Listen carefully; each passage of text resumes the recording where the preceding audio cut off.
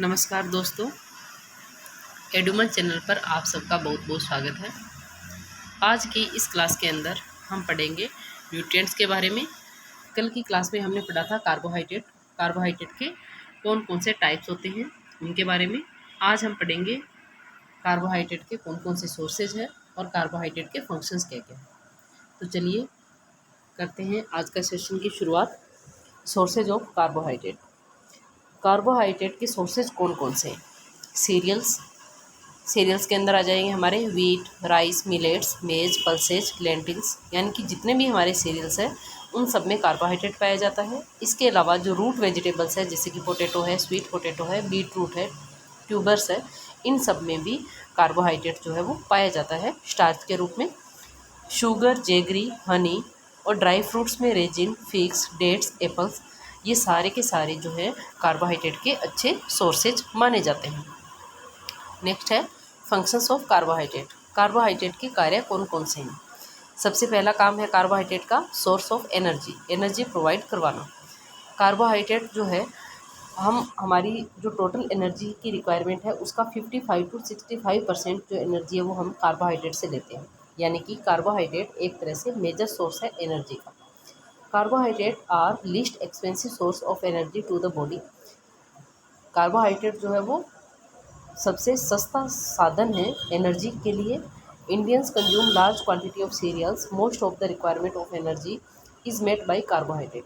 और जो भारतीय लोग हैं, जो इंडियन लोग हैं, वो लार्ज अमाउंट में सीरियल्स कंज्यूम करते हैं, अनाजों का सेवन करते हैं, जो कि उनको एनर्जी की रिक्वायरमेंट पूरी करने में मदद करता है। नेक्स्ट है प्रोटीन स्पेयरिंग एक्शन।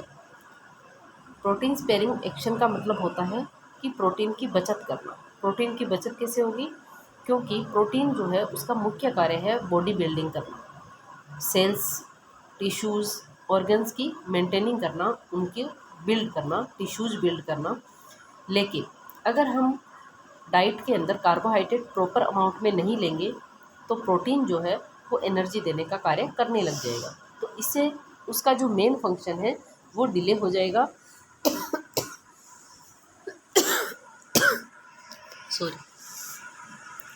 इसलिए अगर हम कार्बोहाइड्रेट प्रॉपर अमाउंट में लेंगे तो प्रोटीन की बचत होगी। जो प्रोटीन एनर्जी देने का काम करेगा वो एनर्जी ना दे करके अपना जो मेन फंक्शन है उसको करेगा।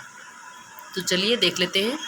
The body uses carbohydrate as a source of energy when they are adequately supplied in the diet, sparing protein for tissue building. यानी कि अगर हम एनर्जी के लिए कार्बोहाइड्रेट का उपयोग करते हैं पर्याप्त अमाउंट में, तो जो प्रोटीन है उसकी बचत होती है और जो बचा हुआ प्रोटीन है वो टिश्यू बिल्डिंग में काम आता है।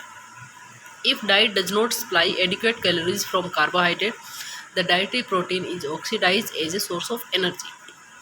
अगर हम कार्बोहाइड्रेट प्रॉपर अमाउंट में नहीं लेते हैं तो जो प्रोटीन है वो ऑक्सीडाइज होकर के एनर्जी देने का कार्य करता है। नेक्स्ट है indispensability for nervous system. Nervous system के लिए जो कार्बोहाइड्रेट है वो किस तरह से कार्य करता है? The main source of energy for central nervous system is glucose.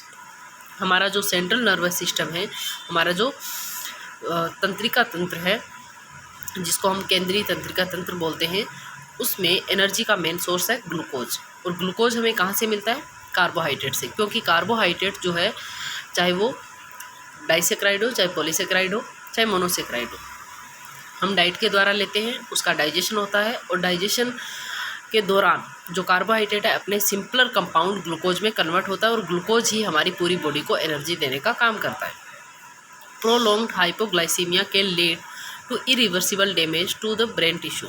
और जो लंबे समय तक अगर हाइपोग्लाइसीमिया की कंडीशन रहती है, हाइपोग्लाइसीमिया, हाइपो जहाँ पर भी हाइपो वर्ड आता है उसका मतलब होता है कम, ग्लाइसीमिया यानी कि ग्लूकोज की कमी, और अगर यहाँ पर हाइपर आ जाता तो हाइपर का मतलब होता है अधिकता। तो हाइपोग्लाइसीमिया की कंडीशन अगर लगातार बनी रहती है तो हमारे जो ब्रेन टिश्यूज़ है वो डैमेज हो जाते हैं और वापस से वो रिवर्सिबल नहीं होते हैं। इसलिए हमारे सेंट्रल नर्वस सिस्टम के लिए जो कार्बोहाइड्रेट है वो बहुत ही इम्पोर्टेंट है। नेक्स्ट है source of energy for heart muscle. हमारे जो हार्ट मसल्स है उनके लिए भी एनर्जी का सोर्स है carbohydrate. The heart muscle mainly uses glucose is source of energy. जो हमारी हार्ट मसल्स है वो एनर्जी के रूप में मुख्यतः ग्लूकोज का यूज करती है। In hypoglycemia a definite adverse change in the working of the heart has been observe. अगर हाइपोग्लाइसीमिया की कंडीशन होगी, यानी कि हमें प्रॉपर अमाउंट में कार्बोहाइड्रेट नहीं मिलेगा और ग्लूकोज की कमी हो जाएगी, तो हमें हार्ट मसल्स के अंदर एडवर्स चेंजेस देखने को मिलेंगे। नेक्स्ट है कन्वर्जन टू फैट, यानी कि वसा में रूपांतरण।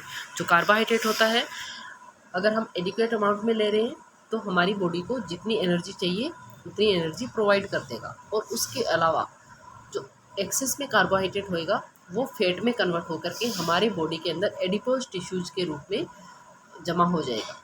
Access of calories fat in diet in the form of carbohydrate is stored as fat in adipose tissues. जो कार्बोहाइड्रेट है वो हमारे बॉडी के अंदर जो एक्सेस अमाउंट में होगा वो किस में कन्वर्ट हो जाएगा, फैट में, और एडिपोज टिश्यूज़ के रूप में स्टोर हो जाएगा।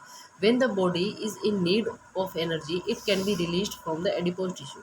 और जब किसी दिन मान लो हम खाना नहीं खा पाए, कोई कहीं हम ट्रैवलिंग में चले गए, या फिर हमारे कोई उपवास की कंडीशन हो गई, या इस तरह की कोई भी कंडीशन हो जाए जिस टाइम के दौरान हम खाना नहीं खा पा रहे हैं, तो जो हमारा कार्बोहाइड्रेट फैट में कन्वर्ट हुआ है एडिपोज टिश्यू में, वो एडिपोज टिश्यू वो जो फैट है वो वापस से कार्बोहाइड्रेट में कन्वर्ट होके ग्लूकोज में कन्वर्ट होके हमें क्या देगा, एनर्जी प्रोवाइड करवाएगा।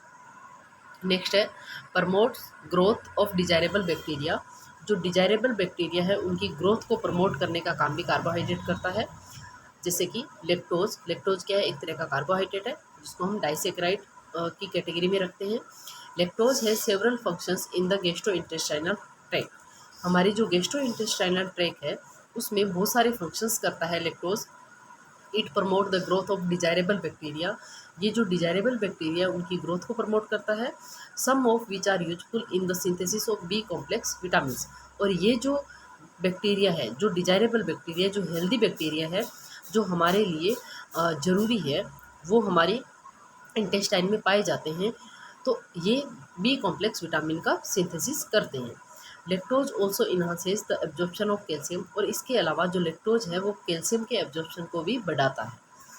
नेक्स्ट है ग्लाइसेमिक इंडेक्स। इसका क्वेश्चन कई बार एग्जाम में देखने को मिलता है क्योंकि ये बहुत मोस्ट इंपॉर्टेंट टर्म है, ग्लाइसेमिक इंडेक्स। अब बात आती है कि ग्लाइसेमिक इंडेक्स होता क्या है। ग्लाइसेमिक इंडेक्स जो है वो एक तरह की फूड को रैंकिंग दी गई है।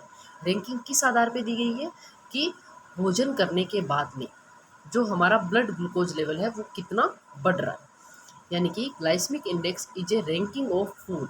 ग्लाइसेमिक इंडेक्स क्या है, एक रैंकिंग है फूड की based on the post prandial blood glucose response compared with the reference food. जो रेफरेंस फूड है उससे हम पोस्ट प्रेंडियल जो ब्लड ग्लूकोज है उसको कंपेयर करेंगे, और उसमें हम देखेंगे कि ये पर्टिकुलर खाना खाने के बाद में हमारा जो ब्लड ग्लूकोज लेवल है वो कितना ज़्यादा बढ़ा है। The ability of the food item to raise the blood sugar is measured in terms of glycemic index।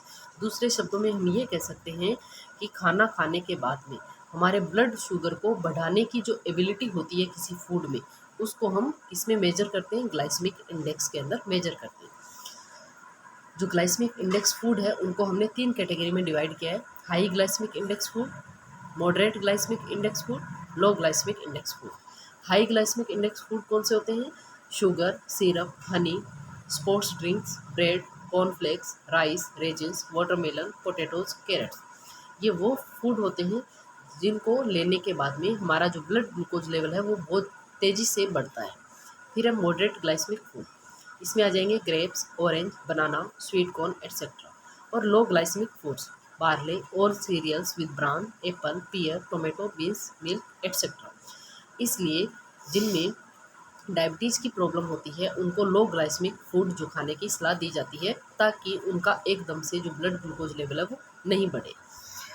Next है कुछ इम्पोर्टेंट फैक्ट्स, जैसे कि जो ब्लड ग्लूकोज लेवल है फास्टिंग के दौरान कितना होता है, 80 to 100 mg पर decilitre of blood.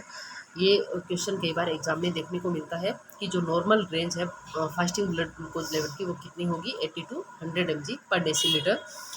After eating a meal containing carbohydrate blood glucose level normally rises.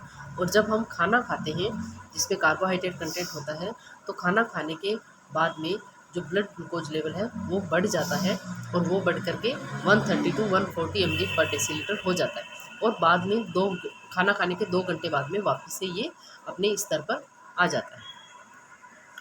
Effect of deficiency of carbohydrate. अगर कार्बोहाइड्रेट की डेफिशिएंसी हो जाएगी तो क्या होगा, कार्बोहाइड्रेट हमें क्या प्रोवाइड करवाता है, एनर्जी। तो कार्बोहाइड्रेट की डेफिशिएंसी हो जाएगी, यानी कि कार्बोहाइड्रेट अगर हमारी डाइट में प्रॉपर अमाउंट में नहीं है तो हमारी बॉडी के अंदर जो एनर्जी लेवल है वो कम हो जाएगा। 55 to 60% of total energy required should be taken from carbohydrate present in the daily diet. हमारी डेली डाइट के अंदर जो एनर्जी हम लेते हैं उसकी 55 to 60% जो एनर्जी वो कार्बोहाइड्रेट द्वारा ली जाती है। In the absence of carbohydrate and fat protein breaks up to provide energy. अगर हमारी डाइट के अंदर कार्बोहाइड्रेट नहीं है या कम अमाउंट में है तो जो फैट और प्रोटीन है वो टूट करके हमें एनर्जी प्रोवाइड करवाते हैं। As a result the main function of protein becomes secondary. और इससे क्या होता है, जो प्रोटीन का जो मेन फंक्शन है वो सेकेंडरी बन जाता है, क्योंकि वो मेन फंक्शन फिर उसका पीछे छूट जाता है और वो एनर्जी देने का काम शुरू कर देता है। दस the growth and development disturb. और इस वजह से जो ग्रोथ और डेवलपमेंट है वो हमारा डिस्टर्ब हो जाता है। लॉस ऑफ वेट, इसके अलावा वेट लॉस हो जाता है। Lethargy, irritation and nervous behaviour, less physical activity, occurrence of digestive system related disorders. इस तरह के कुछ डिसऑर्डर्स हमें देखने को मिलते हैं। नेक्स्ट है एक्सेस ऑफ कार्बोहाइड्रेट। अगर हम कार्बोहाइड्रेट को ज़्यादा अमाउंट में लेंगे तो क्या हो जाएगा, जो एक्सेस कार्बोहाइड्रेट है वो किस में कन्वर्ट हो जाएगा, फैट में। और फैट में कन्वर्ट होकर के हमारी बॉडी में स्टोर हो जाएगा और इससे ओबेसिटी जो है वो हो जाएगी। और ओबेसिटी अपने आप में एक प्रॉब्लम है और इसके साथ और भी प्रॉब्लम्स हमें देखने को मिलती है, जैसे हार्ट डिजीज़ है, डायबिटीज़ है, और इससे हमारी जो वर्किंग कैपेसिटी है वो रिड्यूस हो जाती है। तो आज की क्लास में हमने पढ़ा कार्बोहाइड्रेट के सोर्सेज क्या क्या है और कार्बोहाइड्रेट के फंक्शंस क्या क्या हैं। मिलते हैं नेक्स्ट क्लास में, तब तक के लिए थैंक यू।